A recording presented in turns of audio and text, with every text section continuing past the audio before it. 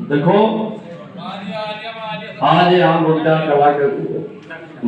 कला में आप लोग आए हैं, आप लोगों का बहुत बहुत स्वागत है।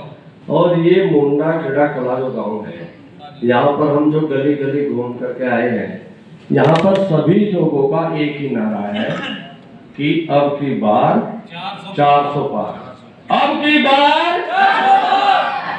और सभी लोगों का कहना ये है इस बार फिर, इस बार फिर।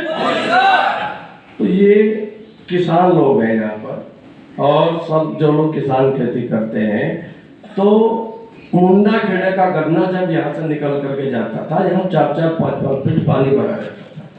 तो इन लोगों की सड़कें बनी है, मोदी जी ने बनवाई है। और हरिद्वार जब ये जाते हैं तो पहले 3-3-4-4 घंटे का रास्ता था, 20 मिनट में हरिद्वार पहुंच जाते हैं। तो मोदी सरकार, तो ये जो यहाँ के किसान हैं, मोदी की जिंदाबाद के नारे जो लगा रहे हैं, तो सिर्फ इसलिए लगा रहे हैं कि मोदी जी ने इनकी सड़कों को बनवाया। दूसरी बात, यहाँ पर इनको जो बीज उपलब्ध होते हैं किसानों को सब्सिडी पे होते हैं, इनको जो खाद है उस पर सब्सिडी मिली है। और यहाँ के सभी किसानों को पेंशन आती है। कितने किसानों को पेंशन आती है यहाँ पर? आ चुकी है ना। मोदी सरकार इस बार फिर। अच्छा, यहाँ पर जो हमारे किसान हैं, उन किसानों को जो इस बार का पेमेंट है गन्ने का, वो कितने दिन में मिला? एक हफ्ते में मिल गया। और पहले कितने दिन में मिलता था? पहले 2-3 साल भी होते थे। यहाँ पे जब एक बार मिली है, वो गवर्नमेंट ने भी एक्वायर कर ली थी, तो 3-4 वर्ष में यहाँ पर गन्ना मिलता था, लक्षण मिलता है। तो अब आपको सबसे ज्यादा तो ये पहले पेमेंट देती है। पेमेंट में सबसे नंबर 1 है। चीनी सबसे बढ़िया बनाती है, आपका गन्ना सारा ले लेती है, आपको कोई प्रॉब्लम नहीं आती। मोदी सरकार इस बार फिर। तो इनका कहना यह है कि हमारे जो आदरणीय नरेंद्र मोदी जी हैं, वो रात दिन किसानों के बारे में सोचते हैं।